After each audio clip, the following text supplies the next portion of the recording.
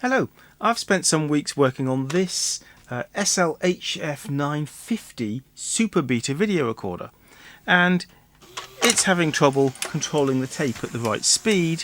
In other words, some sort of Capstan servo fault, resulting in a rolling picture like that. At the end of what I did for last week's YouTube video, I'd fixed several faults, and I did mention that I'd actually done a little bit more, which I'd recorded but not had time to include in last week's video. So I will now show you those things, which was in particular I worked on the VU meters and working on the reel drive, because there's a known issue with these things, that the reel drive motor starts to wear down a little plastic component at the bottom of the deck, and then the magnets part of the motor starts to scrape on the coils that are on a circuit board. So I will show you in a moment the work I do on those faults, and then we'll come back to this tape speed problem, because I think I might have spotted something. I'm still ignoring the elephant in the room. I might ignore it some more and work on the VU meters.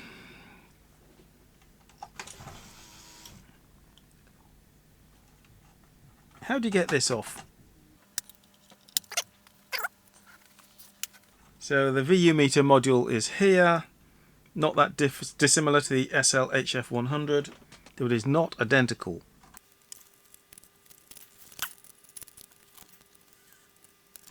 Okay, what is really good about this one though is they connectorized it. On the SL-HF950 it's a right pain to work on. So I can rebuild that with a microscope. It's very similar to the HF900, so I may not bother to record that section because it's been done before on my channel enough times. But is it subtly different? I might record a little bit of it.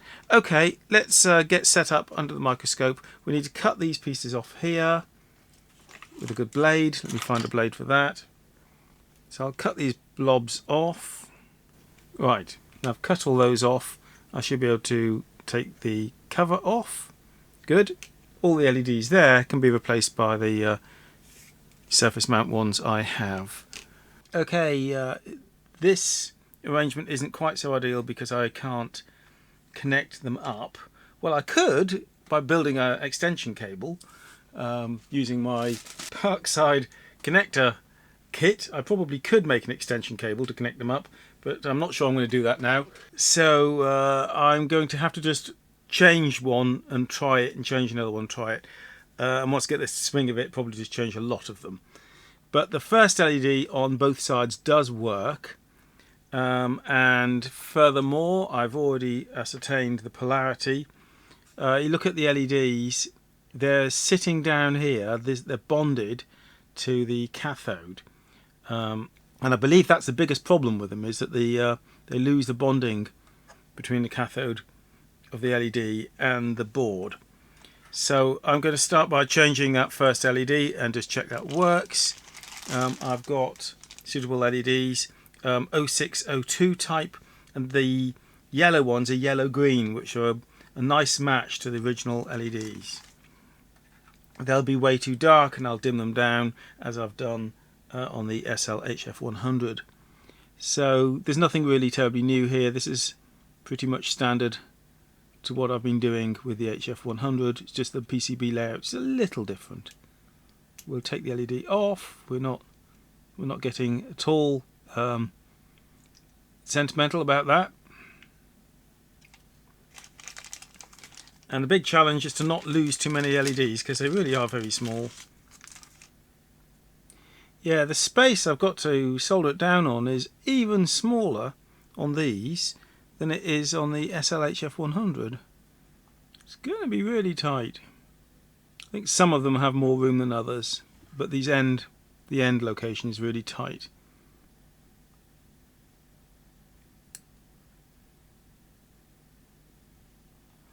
I've just lost an LED, just fired itself off across the room, never to be seen again. Not a good start.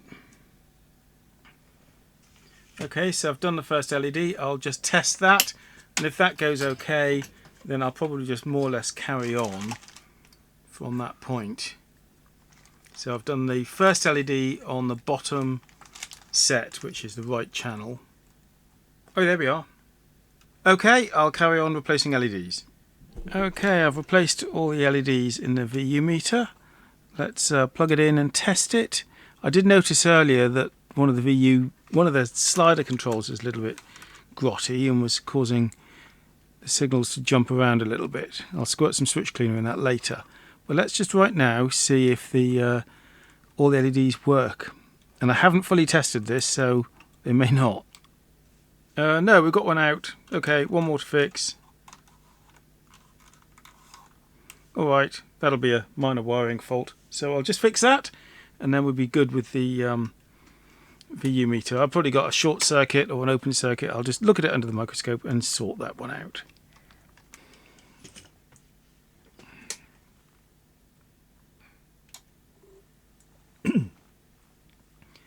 Okay, it's working, but I think there might be something slightly wrong. The right channel, that all goes as you'd expect. But the left channel, nothing happens, and then it suddenly comes to life about there. It feels like it's all rather uneven. I don't know why that is. See, it suddenly leaps as we're pushing the VU that up. It doesn't go up very gracefully, so something's a bit wonky either with the VU meter or with the control itself, the slider. That's just really doesn't feel right.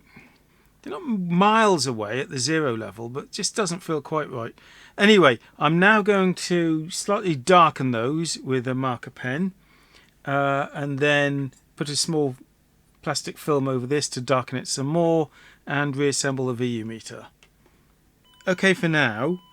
Oh, a bit too loud. And I think I've proven to myself that the signal that's arriving at the TV is not wrong. It's just the VU meters themselves are doing some weird things. I'm going to leave that problem as well for the time being. They work better than they did.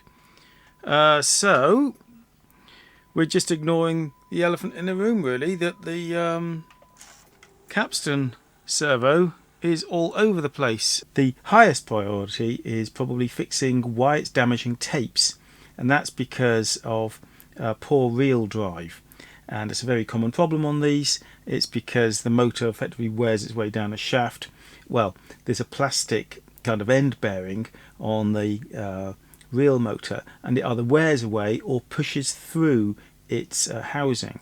So I'm going to see if I can get that off and either push that piece of plastic back into its housing and glue it there, or add a small washer to raise the motor up slightly and stop it dragging on its magnets.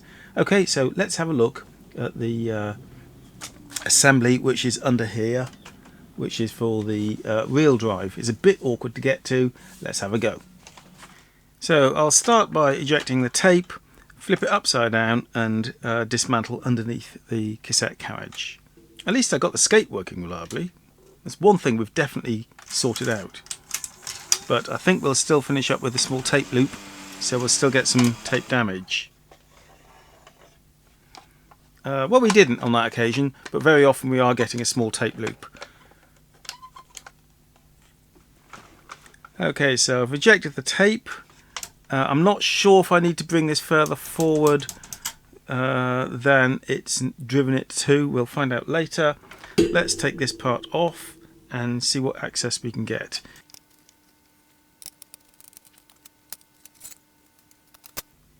Right, this is the point here that the motor is pushing against on the other side, and one of the ways of fixing it might be to push that in slightly.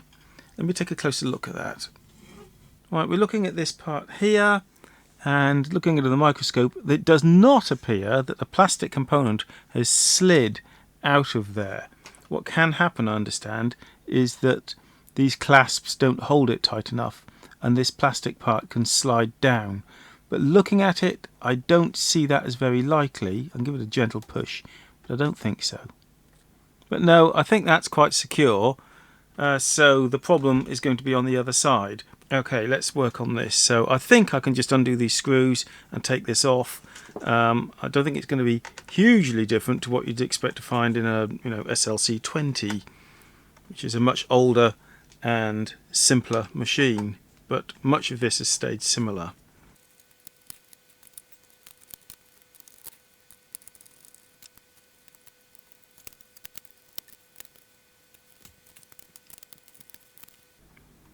The wiring is a little tight to this.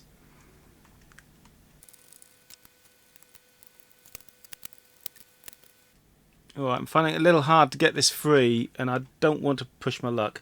But the concern is that this motor could be dragging on its windings here.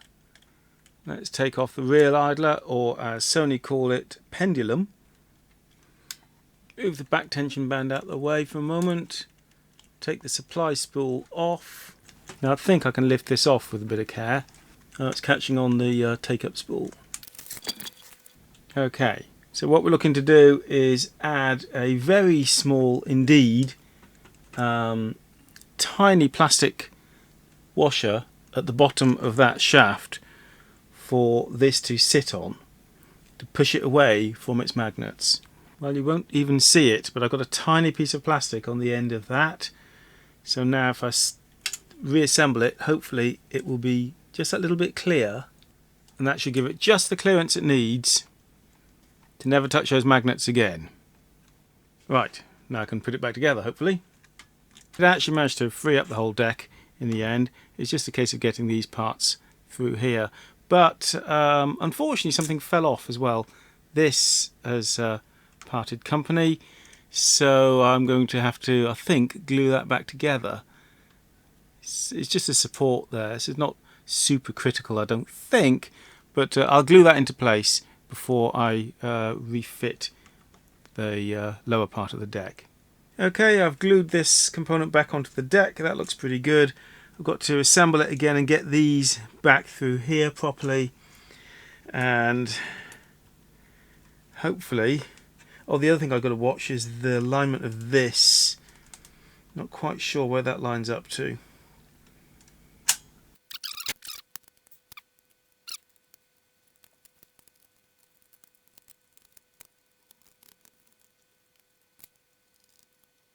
Just for a moment then, let's put a tape in and see if it rewinds cleanly. And it's doing that sticking thing. Ah, that's annoying. Right.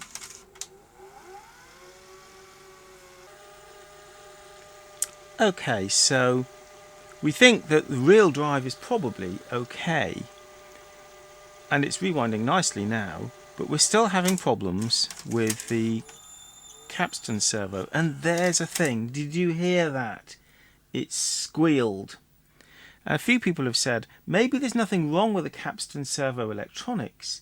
Maybe you've got a problem with either the motor or the pinch roller. Actually, I don't believe they are at fault, because very often I can use this quite happily in picture search, and you're driving the Capstan at high speed in that mode, and that's working just fine. But that howling noise, and the fact that we're having intermittently problems with real drive, and that it's leaving tape loops occasionally, or actually quite a lot now, in eject, is all pointing to another problem. Let's just have a quick look at the deck. Let's eject the tape. And we have a small tape loop there. And I believe what's happening, I'm going to have to fix that in a moment. What's actually happening, I think, is the tape is sticking to the upper and lower head drum. On beta, of this type of beta, the upper head drum is static, as is the lower drum on all machines, and you just have a spinning head disc. I believe that the upper and lower drums have become polished by the tape and is causing the tape to stick to it. And it could be, therefore, that during the play mode there's too much drag from that stick, and that is why the Capstan servo is failing to keep the tape at the right speed.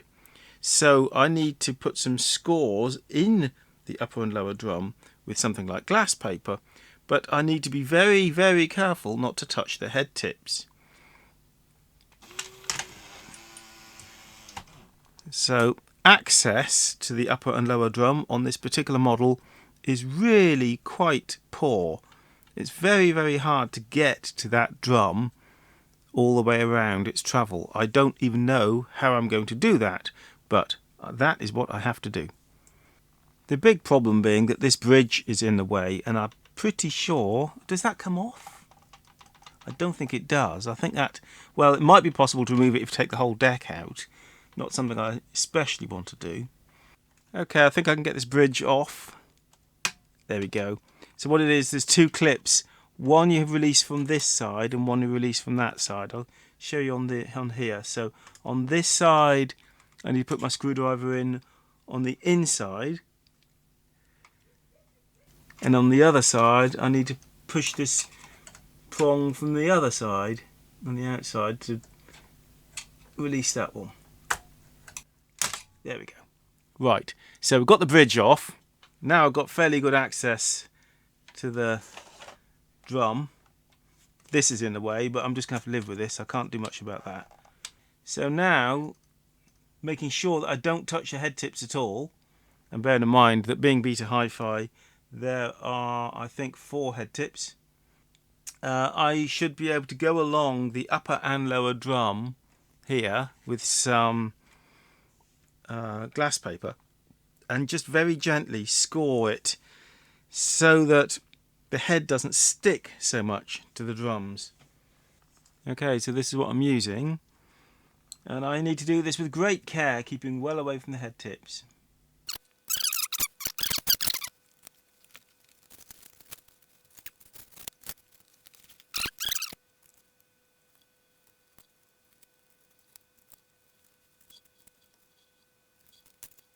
Okay, having done that, let's first hopefully show that we've not damaged any head tips, because if we have, it's all over. Rewind the tape a bit.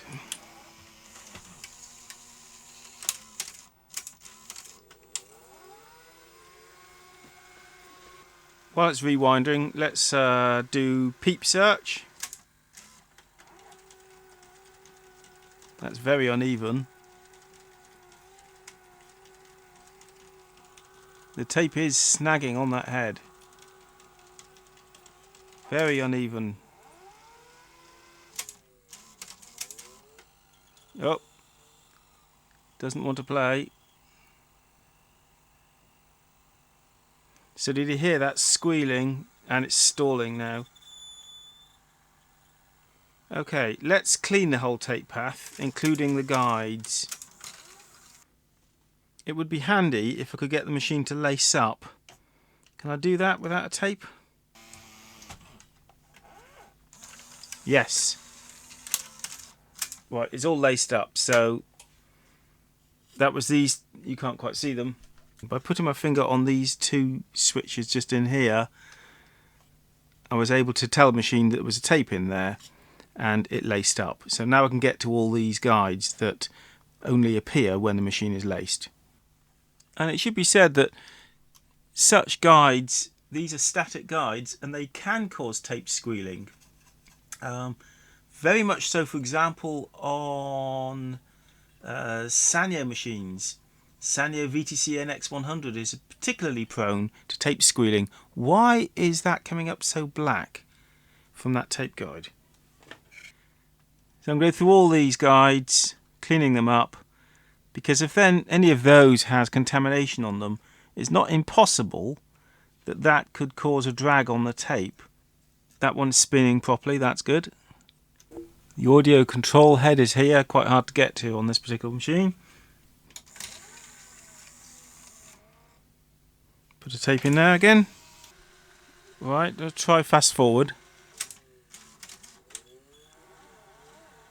Doesn't sound great, does it?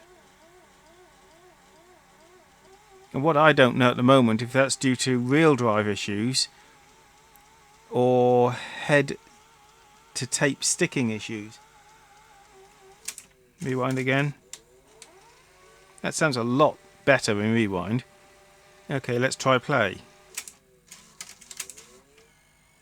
Stalled. Fast forward. Stalled. Power cycle it. Now the thing is, in play, it's not a real drive problem because it doesn't use real drive to drive the tape. It uses the capstan and pinch roller. All video recorders do. So why is it stalling in play? It's got to be a problem with the tape sticking to the drum, or a problem with the brake not releasing here. I suppose that's true. Could be a supply spool break. I don't think so. How can we prove that? I could leave a little bit of slack on it. That's an idea. I'll just rewind a moment. Stop. Right, switch it off. I'm deliberately going to get a little bit of slack tape here.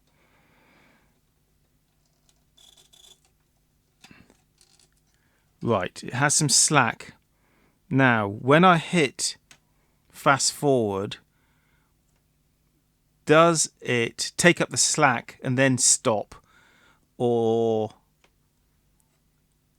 stop without taking up the slack, or neither? Let's try it. So here's fast forward. It took up the slack and then stopped. Did you see that? Okay, do that again. Fast forward. Took up the slack and then stopped. Could still be sticky tape though, that when it gets more tension on it, it sticks to the head. It could still be that. I think the tape is still sticking to the head. I'm going to have to try a little bit more abrasion on the upper and lower drums. Yeah, to be honest, I got virtually none on some of it, so that's what I need to do. Try again. I'm not going to use the same tape this time because that is an alignment, a test tape I'd made up, and I don't want to damage it any more than I have to. So even rewind is laboured. There's something wrong with this machine. Something wrong with the tape path or transport. Right, listen and watch. See this part of the tape? When it reaches this point, it squeals. And then it goes round.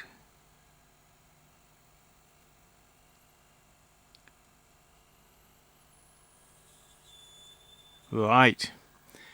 So our problem must be with the back tension band, perhaps? So the only thing that happens once per revolution on a supply spool is the revolutions of the supply hub against the back tension band. But now it's happening over here. So that does imply a problem with the back tension band. Maybe the whole thing has excessive back tension and that's the reason it can't play a tape. I don't know how much of the back tension system I can get to from the top of the deck. We'll have to have a look.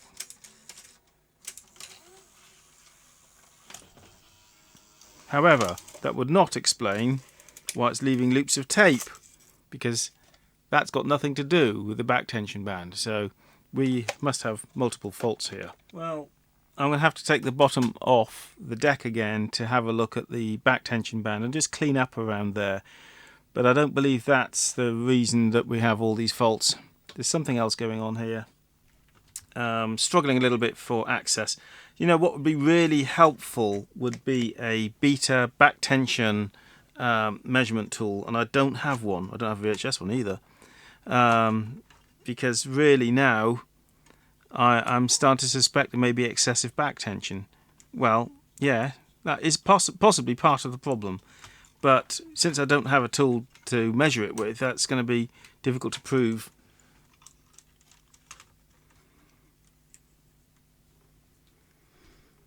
Okay, I've managed to release the bottom of the deck again. This is a horrible thing to work on, it really is. So I'm wondering if I've got this back tension, well, if the back tension is too high, but it's all been set, factory set there. So I don't see that that's likely, that the back tension is too high. The band may be not as it should be in some way. I'm going to clean the surface it bears against. Right, I'm going to mark where it presently is with this blade, so that'll be an accurate marker. Okay, so we know exactly where it is now. I'm going to very, very slightly reduce the back tension. Of course, I'm doing this in guesswork because I don't have a back tension gauge. And to reduce the back tension, it would go that way.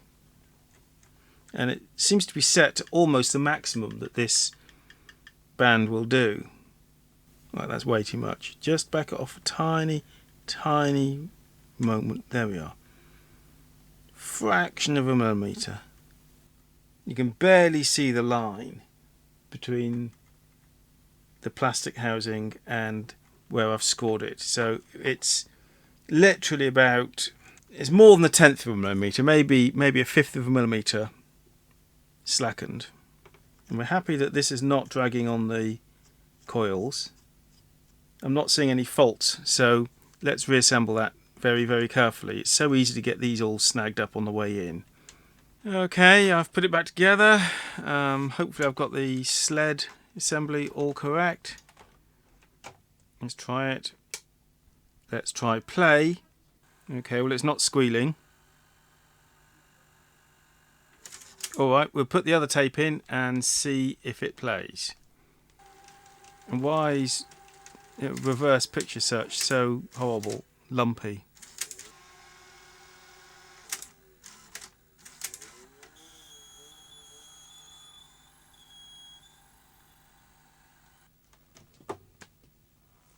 And you heard then that when the tape was stalling, you could hear the Capstan motor trying to pull it. You hear it go, wee. The Capstan motor was trying to pull it, but it was just failing because the tape is sticking to the tape path and squealing. Look, the Capstan motor must be working properly. I'm in slow motion mode here. Okay, we have a colour fault, but that's quite separate. You can see that that is tracking properly. I can adjust the tracking, slow motion tracking, and we lose it and get it back to where this tape likes it, and we get good tracking. So that means that a great deal of the Capstan servo system must be capable of working. It's just not capable of working in play mode. And picture search, forward picture search, it's muting. ×2 is unlocked just like it is in play. Go back to play. So though we may have some drum wear, and I've maybe improved that a little bit, that's not the whole story, is it? You know, we know the Capstan can work. So I think we're still looking at Capstan electronics. It can't be the motor. It can't be a mechanical issue. We know we got control pulses. The counter was working on this. The fact that the slow-mo tracking works and that the normal speed one doesn't does very much say that it has to be a problem with electronics in the servo circuit, as well as possibly some drum wear, as well as the misaligned colour. Okay, this is weird. Look, I'm going to select freeze frame and we can step forward, and that's working, and it's tracking properly too.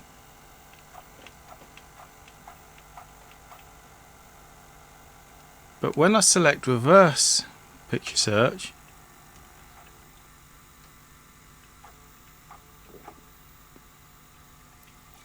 the left spool is not running. And it can get into this state. Listen, something's going on. Do do do do do do do do do. If I take the back tension band away, it speeds up. There's something very wrong with the supply spool reel table. But of course we can't see it. So I don't know if the motor is rotating and that is a problem with the spool, the reel table, or if the motor is making that noise, because we can't see it in a fault condition. Okay, I've got the machine into position where it's laced with no tape in there. I'll switch it on, and I'm going to select reverse. Right, I'm going to go reverse picture search. Listen, if I put my finger on that, hear it? Before it shut down then, it was clattering really badly. And then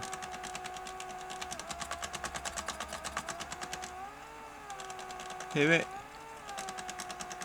There's probably a broken tooth. What happens if I go forward picture search and do the same thing? No. So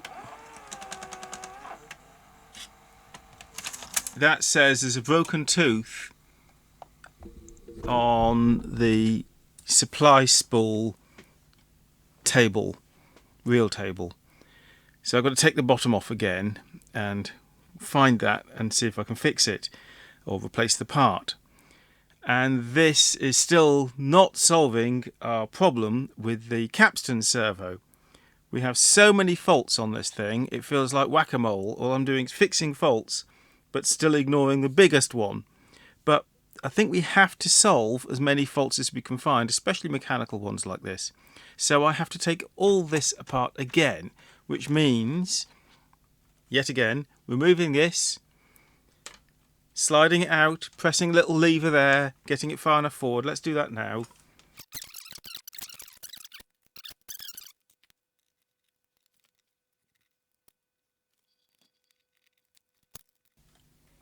Then release this.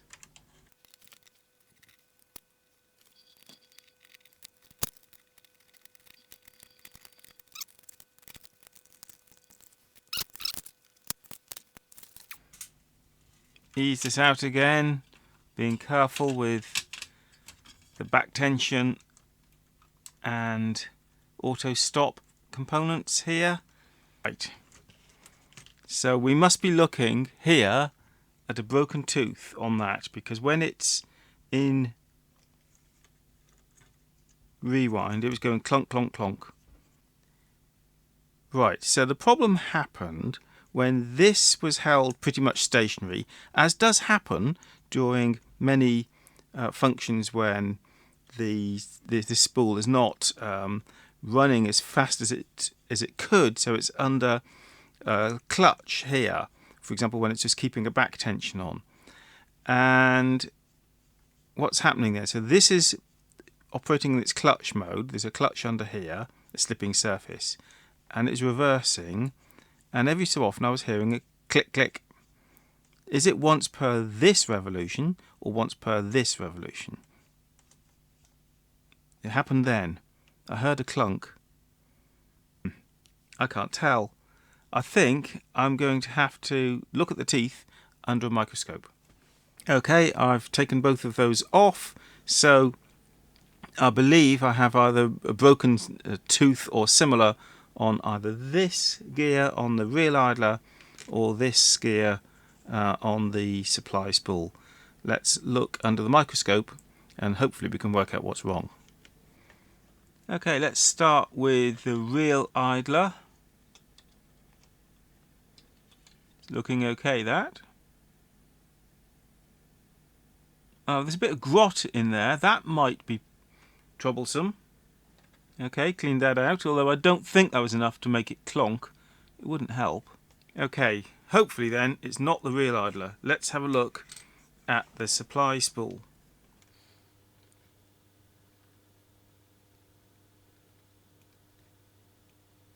So why is it clonking? Just seeing if there's a problem with the clutch surface. No. And I'm also looking along the surface here that the back tension band rests on. I was expecting to see the spool to be split or a tooth missing. What about the tooth that's on the reel motor itself? The gears, it's very unlikely, I think. We'd have a lot more problems if one of these teeth was broken, but let's have a look. There's a little notch there, but I don't believe that's of any consequence to the gear. So we just don't understand why it's going clonk, clonk, clonk when it's driving in reverse. And it's definitely affecting the machine's operation, because I found that reverse picture search was just woefully unstable. Okay, this mechanism attaches that to the bottom of the spool. I think that's part of the braking mechanism. I'm not quite sure how that mechanism works, but I don't see a problem that's going to cause this. You know, if they were half engaged, they could be going clonk, clonk, clonk on these slots, maybe. You know, if this was half engaged, it could be hitting these occasionally, maybe. So we don't know why we're getting that effect. Let me try it again now by hand and see if I can get it to clonk. Well, it seems to be running okay now. I'm not getting any clonkiness.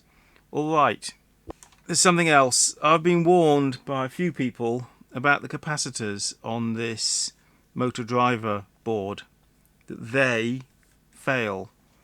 So how easy is it to get to those? Well, the good news is that on the back side of the board, where those capacitors are, you can get to the PCB. So all I need to do is desolder those and replace them. I don't have to take the whole board off. Let's have a look at what they are. 47 microfarad 16 volt electrolytics. There's 4 of them. So apparently they're troublesome. Let's just replace them anyway. 47 microfarad 16 volt low profile capacitors. 4 of. Oh, we're so lucky we happen to have some. Okay, I've desoldered those and removed them. They're the old ones. There's no point testing those, well, not much, because they will be reformed by the heat of desoldering. So I mean, even if I test them, they'll come out just fine, I'm sure. I'll prove the point just by testing one, and it's absolutely fine, 48 microfarads, 0.1. But we're going to replace them all anyway, because they are apparently a weak point. Now, there's a couple of dry joints. We're actually on a jumper, JW5. I don't know why I'd get dry joints on the jumper.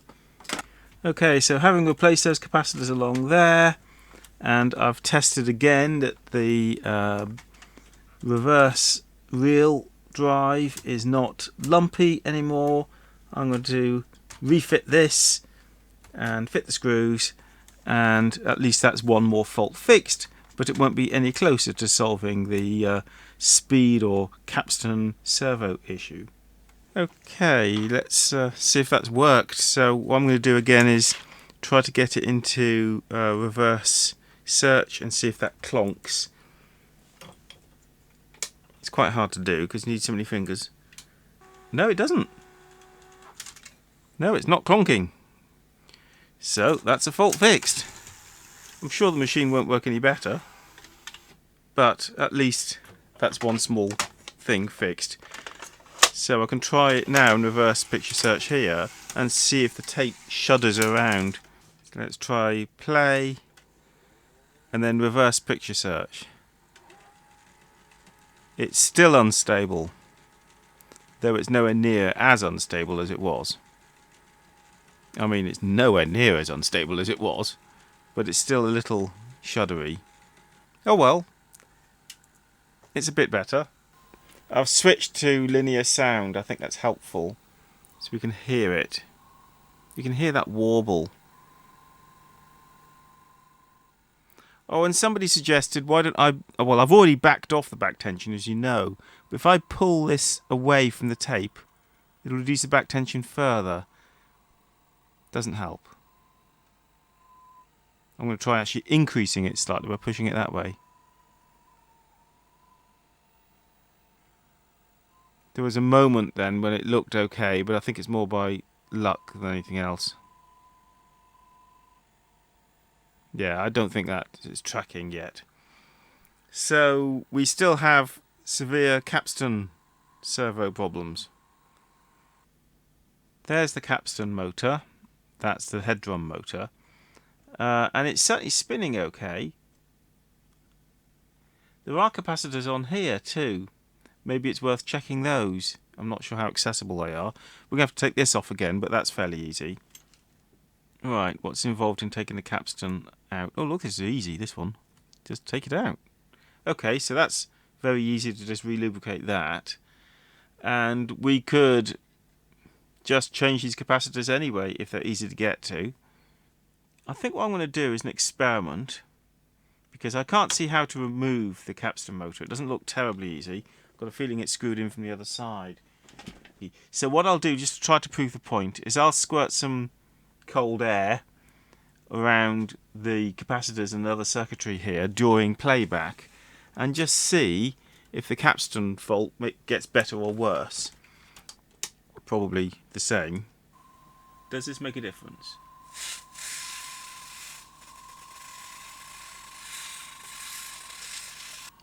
I don't think it has made a difference, no.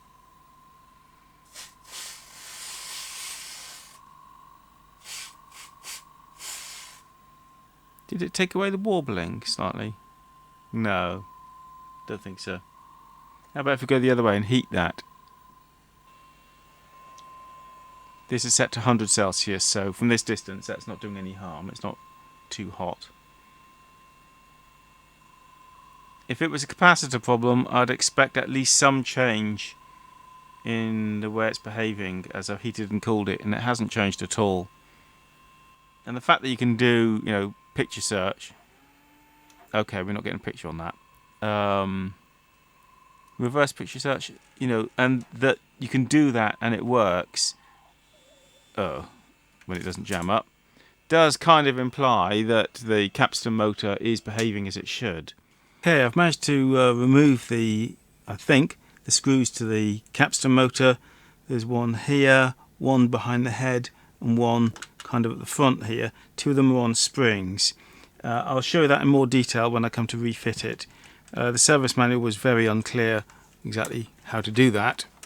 Right, hopefully now the only thing holding the motor in is the cable.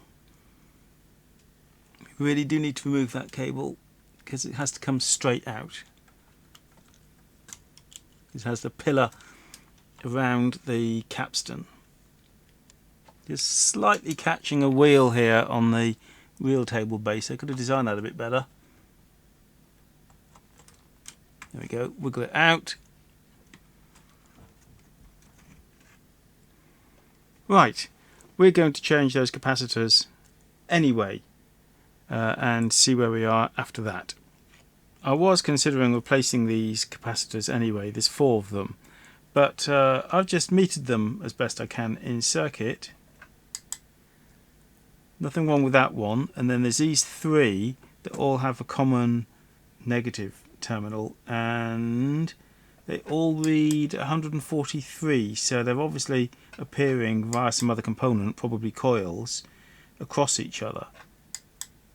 And 143 is pretty much 3 times 47, give or take, so I'm happy that those capacitors are all fine. So having checked, I believe, those capacitors and that one for sure, there's not much else I think could be wrong that would give this kind of symptom. You know, if the IC or one of the transistors was blown, you would have a dead spot, or the Hall effect sensors didn't work, it wouldn't rotate at all.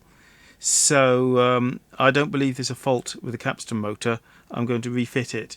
It's fiddly to refit or to install. There's a spring goes on the top of that one, and then a washer, and then one of these screws, and that goes in behind the head. This goes in sort of near the motor for the loading, and then there's a non-sprung screw at the front here. So yeah, I'm just going to refit it. I think we've pretty much eliminated the capstan motor. Is it the same motor, I wonder, on the SL-HF950? Because I have one of those. I could borrow the motor. Okay, well, I did some research regarding the SL-HF950. Though the motor is very similar, it's not identical, and it has a different pin out on the connector. Some of the pins are swapped, and I'm not about to start swapping wires around to try a different motor. It's different for a reason, I'm sure. So let's refit this.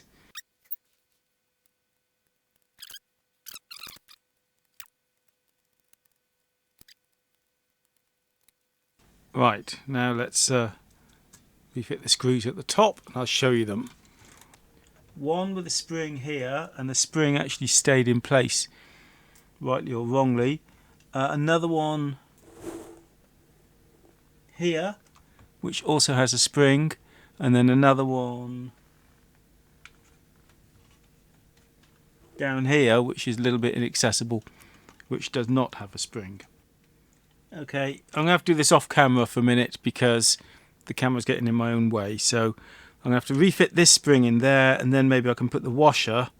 Okay, so it's reassembled and it's working much the same as it did before. So we still have no Capstan servo lock, and we still have a warble to the linear sound. Well, while I'm contemplating what I'm going to do about this fault, I see there's more sticky pads here. This is on a Luma and Chroma processing board, and it's possible that that dreadful shift to the left of the Chroma during pause is caused by these leaky pads. So I'll get those off while we're here, because it may be another fault I can fix. It's not going to help our problem though, is it? As it was before. But what happens if we hit freeze frame? Ah, the colour's still over there. We haven't even fixed that fault. You know, I've left this machine playing for hours. If the problem was all down to the head sticking to the drum, at some point it would have played okay. And it's not. And I can hear, I don't think I can get it across to you on the camera, but I can hear how sometimes it almost gets it like it did then, and then it'll drift out, and you can hear the motor sort of hunting. You know, it's almost there at times. And when it is almost there, well, the question is, does the tracking control make any difference? And I can't tell. But it's so close, that cannot be down to problems with the tape sticking to the head drum. So I think, I'm convinced that we do have Capstan servo electronic fault, that it's extremely unlikely to be caused by the Capstan motor itself. What we really need to do is to test that the SS50 board needs to be tested in a working machine. So there's a lot of connectors on this to undo to take it out and test it. But Mr. Betabyte has agreed to have a go in his machine. So we're going to disconnect all this and send this board to Mr. Betabyte, and he will give it a go and see if it does have a Capstan servo lock fault. At least then we can start narrowing down where the fault lies.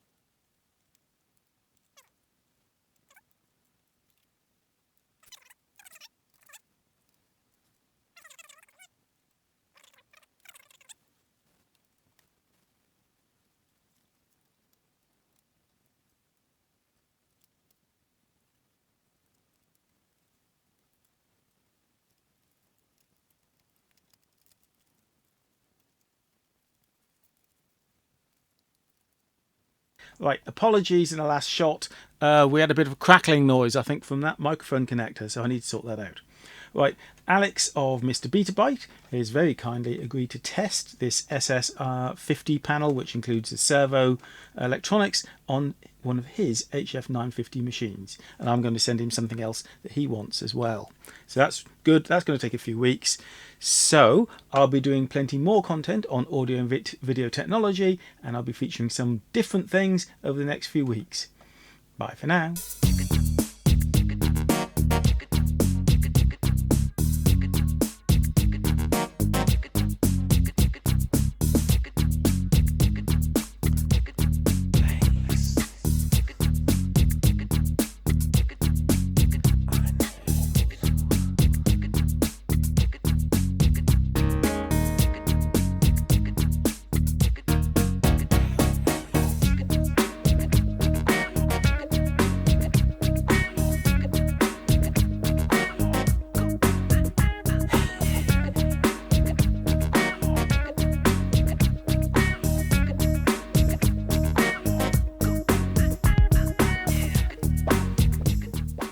You may remember that I'd had some PCBs made up by PCBWay for video output buffers to be used with the N1502, N1700 from Philips, and Grundig SVR 4004 VCR format machines from the mid to late 70s through to early 80s.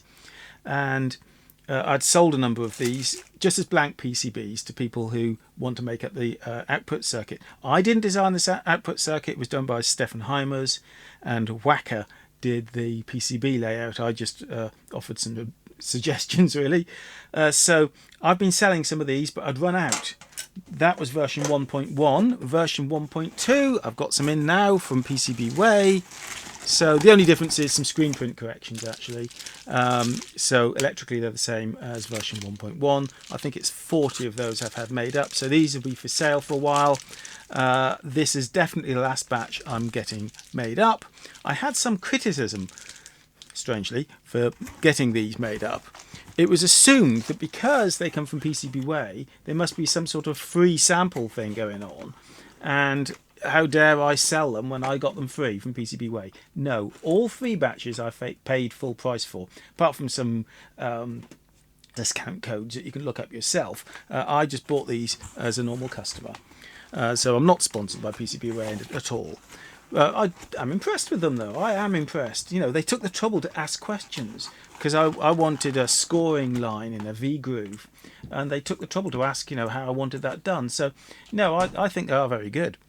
Right, so that'll be the last of those I have made up. That's version 1.2. But you can also get the Gerber files. I've listed. I've got them hosted somewhere, I think on WeTransfer. So you can download those yourself if you want to make them up yourself.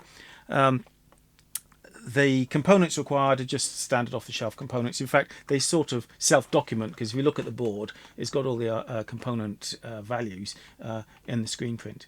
Right, so they'll come in handy. I'll get 1 or 2 more of these made up for the 1502s and 1700 machines that I've got a little collection of to work on shortly.